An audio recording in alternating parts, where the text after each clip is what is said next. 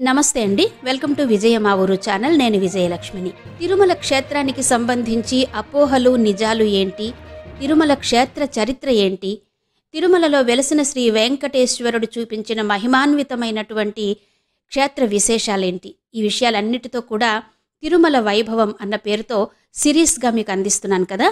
మరి గత భాగంలో అలిపిరి దారిలో మనం వస్తున్నప్పుడు అక్కడ సాష్టాంగ నమస్కారం చేస్తున్న ఒక వ్యక్తి విగ్రహం మనం చూస్తూ ఉంటాం. ఆ విగ్రహాన్ని గురించి వివరిస్తూ మాలదాసరి కథ మీకు వినిపించాను కదా. ఆ కథలో భాగంగా దోపిడి దొంగలతో పోరాడుతూ మాలదాసరి అతడి భార్య లక్ష్మి కూడా వీర విహారం చేసిన సంగతి, ఆ సందర్భంలోనే గోసంగి దాసరి భార్య లక్ష్మి మరణించడం గురించి కూడా గత వీడియోలో తెలియజేశాను కదా. మరి ఆ తర్వాత ఏమైందో ఈ వీడియోలో తెలుసుకుందాం. నిరంతరం అన్ని విషయాల్లోనూ తనకు తోడు నీడగా ఉన్న భార్య స్థితి చూసి కన్నీరు మున్నీరుగా విలపించాడు దాసరి. అతడి దుఃఖానికి అంతే లేకుండా పోయింది. అంతలోనే అక్కడ పెద్ద వెలుగు ప్రసరించింది. కనులు మిరుమిట్లు గొలిపే ఆ కాంతి పుంజం క్రమంగా శ్రీ వెంకటేశ్వరునిగా రూపుదిద్దుకుంది. నా భక్తులను ఆపదల బారిన పడకుండా రక్షిస్తూ నాకు ప్రియమైన వాడివయ్యావు అంటూ గోసంగి దాసరికి దర్శనమిచ్చాడు తిరుమల వెంకన్న. స్వామిని చూసి దాసరి చేతిలో కత్తిని పక్కన పెట్టి స్వామికి సాష్టాంగ నమస్కారం చేశాడు. నీ భక్తికి మెచ్చాను, నీకు నీతో పాటు నీ భార్యకు కూడా మోక్షాన్ని ప్రసాదిస్తున్నాను. నువ్వు ఇప్పుడు ఉన్న ఈ సాష్టాంగ నమస్కారం చేస్తున్న భంగిమలోనే శిలగా నిలిచిపోతావు. నా కొండకు వచ్చిన భక్తులు మొదటి మెట్టు దగ్గరే ముందు నిన్ను చూసిన తర్వాతే నా సన్నిధికి వస్తారు అంటూ మోక్షాన్ని ప్రసాదించాడు శ్రీ వెంకటేశ్వరుడు గోసంగి దాసరి అతడి భార్య లక్ష్మిలకు. ఇది మనం అలిపిరి మెట్ల మార్గంలో మొట్టమొదట సాష్టాంగ నమస్కారం చేస్తున్న ఆ వ్యక్తి శిలకు ఉన్నటువంటి కథనం. ఇక మెట్ల మార్గంలో ముందుకు వెళుతుంటే 2 గోపురాలు మనకు కనబడతాయి. ఆ 2వ గోపురమే గాలి గోపురంగా ప్రసిద్ధి చెందింది. ఈ గాలి గోపురం ఎంత ఎత్తుగా ఉంటుందంటే అక్కడి నుంచి చూస్తే తిరుపతి పరిసరాలన్నీ చక్కగా కనబడతాయి. గాలిగోపురం అనే పేరు అసలు ఎందుకు ఏర్పడింది? ఈ విషయం గురించి చెప్పుకుంటే, గాలి బాగా వీచడం వల్ల దానికి తగిన విధంగా గోపుర నిర్మాణం ఉండడం వల్ల గాలి గోపురం అనే పేరొచ్చిందని కొంతమంది అభిప్రాయపడుతుంటే, మరికొందరు మాత్రం ఖాళీ గోపురం అని అంటారు. ఖాళీ అంటే ఏమీ లేకపోవడం. గోపురానికి తగ్గట్టు దగ్గరలో గుడి ఉండాలి, కానీ ఇక్కడ గోపురం ఉంది కానీ గుడి లేదు. ఆ దృష్టితో గుడి లేని ప్రాంతంలో కట్టిన గోపురం కావడం వల్ల ఖాళీ గోపురం అదే గాలి గోపురంగా మారింది అని కొందరు చెప్తారు. ఇక్కడ అతి సుందరంగా అమర్చబడిన స్వామి నామాలు, శంకుచక్రాలు రాత్రిపూట చూస్తే అత్యంత శోభాయమానంగా దర్శనమిస్తాయి.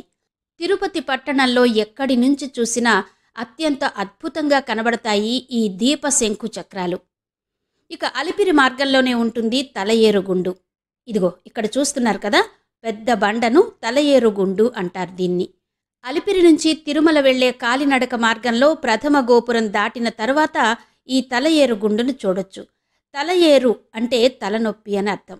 7 కొండలు ఎంతో శ్రమతో ఎక్కి దిగే భక్తులకు తలనొప్పి, ఒంటి నొప్పులు, మోకాళ్ల నొప్పులు వంటివి రాకుండా ఉండడానికి తమ తలను, మోకాళ్లను ఆ గుండుకు తాకించి చిన్నగా రుద్దుతారట.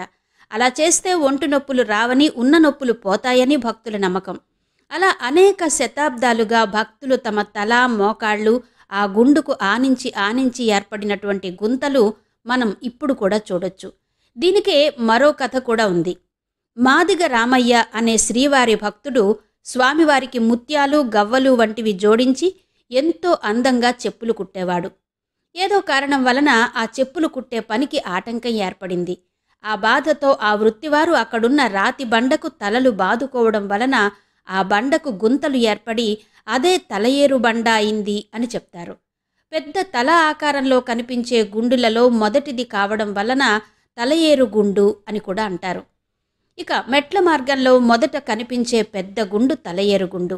ఈ గుండు మీద ఆంజనేయ స్వామి అంజలి ముద్రతో కనబడతాడు.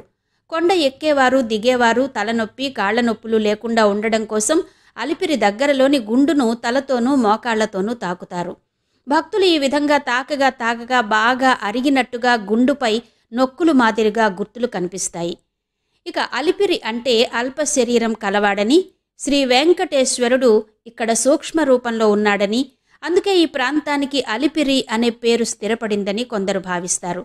అలిపిరి ప్రాంతాన్నే ఆడిపుళి అని కూడా పిలిచేవారట. ఆది అంటే పాదం, పుళ అంటే చింత చెట్టు అని అర్థాన్ని చెప్తారు. పూర్వం ఇక్కడ పెద్ద చింత చెట్టు ఉండేదట. దాంతో ఈ ప్రాంతాన్ని అందరూ ఆడిపుళ అని పిలిచేవారట. పూర్వం ఈ చింత చెట్టు కిందే తిరుమల నంబి రామానుజాచార్యుల వారికి రామాయణ రహస్యాలను బోధించారని కూడా చెప్తారు. ఈ బోధించిన స్థలంలోనే ఏర్పడ్డాయి శ్రీవారి పాదాలు.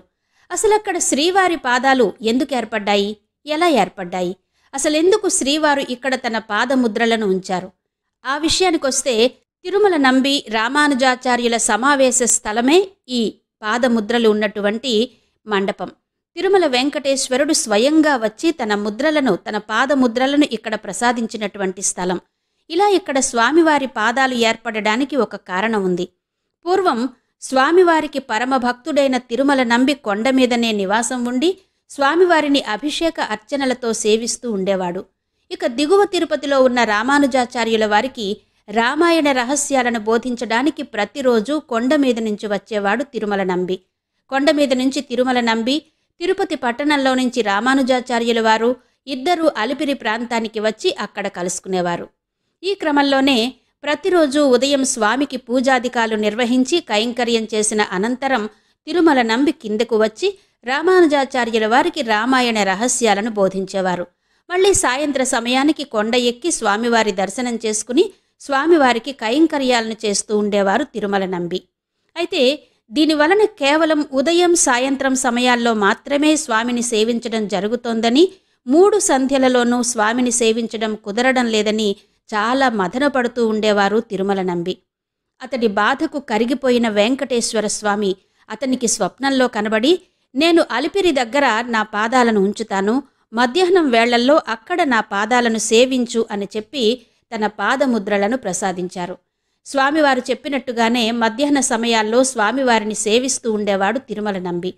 ఇలా ఇక్కడ స్వామి పాదాలు ఏర్పడినట్టు పురాణ కథనం. ఇక్కడ ప్రతి సంవత్సరం ఒక కొత్త చెప్పుల జత పెడతారు. అయితే ఆ చెప్పుల జత క్రమంగా అరిగిపోతూ ఉంటుందట. ఎందుకో తెలుసా? మరి ఆ వింత కథనం ఏంటి అన్నది రేపటి వీడియోలో మీకు చెప్తాను. అంతవరకు సెలవా మరి. నమస్తే.